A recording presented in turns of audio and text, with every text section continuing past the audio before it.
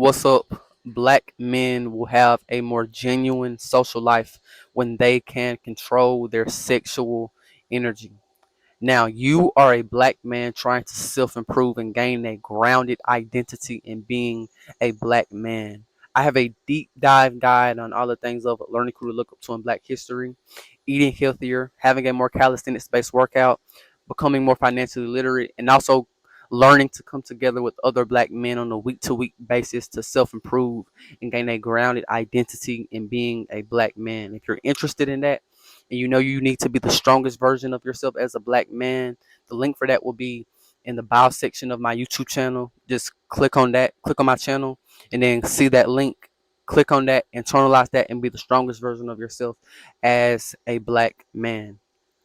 Now, when we dive into things that I think are the most important thing when it comes to a black man's confidence and his interactions with other human beings and his relationships with other human beings, it always comes back to the source, and the source is your creative energy, your ability to show your personality, your ability to laugh, your ability to be charming, and to have charisma. I think that always ties back to your sexual energy and your creative energy. Mind you, I was a guy who struggled with pornography and lust for a lot of years in my teenage years, and about I truly understand how much when you are lustful and you can't control yourself as a black man sexually, you start to see how your social interactions change. Obviously, it changes with women when it comes to girls and stuff, but it really changes with every interaction you have with a human being. It may come down to your brothers, to your friends. I noticed myself becoming a duller man who couldn't express himself because he was scared and ashamed of how he felt about himself, right? That was the main case for me. And for years, I was so ashamed and quiet, and I didn't talk about that because I was struggling with it. But when I gained some freedom from it and some clarity from it, and I understood it was a horrible thing and it was a bad thing that was destroying me, I understood that not only played into my sexual problems when it came to a girl, but it played into every aspect of my social life. And when I started controlling my sexual energy and taking that energy back and using it and transmuting it and using it to serve me in life and to benefit me, that's when I noticed that my interactions with people were much more genuine. Could be myself a lot more, and really it opened up a mentality in me where you can enjoy so many things that are small when it comes to life, and it's tied to your interactions with other human beings. When you take away your creative energy that can literally create a baby, and it can create so much from within you in a mentally, you start to see how much that energy plays on how you carry yourself, right? And your confidence in yourself and your ability to charm people, to be charismatic, to be funny, right? And that's something I still believe I'm not at my most natural self yet, right? Because I'm still in that process of really leaning back into who I all the way am, right? I'm constantly going towards a journey where I got to be naturally who I am, right? And I think there's so many things even outside of sexual energy that can cause you to not be naturally who you are, right? And I think the biggest thing though is the sexual energy, because energy is a real thing, and when you lose that, you start to see how much of a detriment it is to your character and how you would naturally do things. But because the thing I always look at before I discover or develop the problem when it came to pornography and things like that, I noticed social interactions weren't I was not in a place where I was overthinking.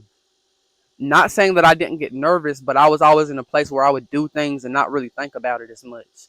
And I wouldn't be caught up in my head so much. And I wouldn't be scared to just say stuff and be myself and laugh and express myself. And I think that that's a big part of masculinity. That's a big part of people liking you in general, man or woman, when you can express yourself and show who you are. I'm not talking about being feminine and being super artistic and anything like that. I'm purely talking about your ability to relate and be a human being.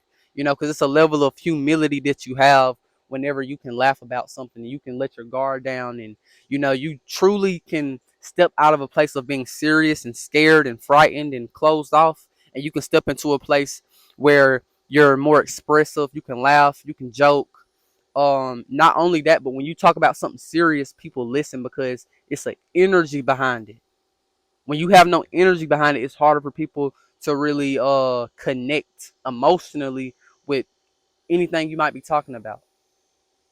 So that's the thing we have to understand, that it's all about that emotional connection and how much that ties into how much we have that creative energy inside of us, and how much it's going towards us being ourselves rather than going towards like this pure pleasure that doesn't mean anything and it's meaningless, right? Because sex and that desire is there for a reason, but it's meant to be in a place where it's not going to alter your personality. It's not going to alter who you naturally are. When it starts to alter who you naturally are, that's usually when you catch men who are super promiscuous, or you catch men who are addicted to sex and addicted to lust, addicted to masturbation, watching porn, all that type of stuff. That's one of the things we have to understand, that when it alters who we naturally are, that's an indication that you have a dysfunctional habit. That's the biggest indication that you have a dysfunctional habit. When you start to see that you act different and your confidence level is different around people, that should let you know that you're on the wrong path, and that if you are a black man and you want to really have a quality life, understand that your relationships with people and your ability to talk and laugh and uh, build a genuine social life, that's one of the biggest things. Now, does this mean you have to go out there and be some social butterfly, or you have to talk to a whole bunch of people and all that type of stuff? Not necessarily. You know, I feel like that's kind of the more that's something I need to go down, because I've been at a place where I was super antisocial at one point. But I would say that that doesn't mean you have to just try to be social for no reason, but that means that if you want to have a quality life, understand that your interactions and your your abilities to socialize, that's going to play a big role on if you're going to have a satisfying life or not. And that's what I always talk about: coming together with black men to improve with black men, uh, building a meaningful relationship with the woman. All those things are important when it comes to having a good quality life. And I believe that that's something that money can't buy. That's something that's not as valuable. I mean, that's something that money is like the value of relationships and the value of money. You know, I put people over money any day, because that's where the true value lies, in your relationships. So that's pretty much all I got to say. Peace out.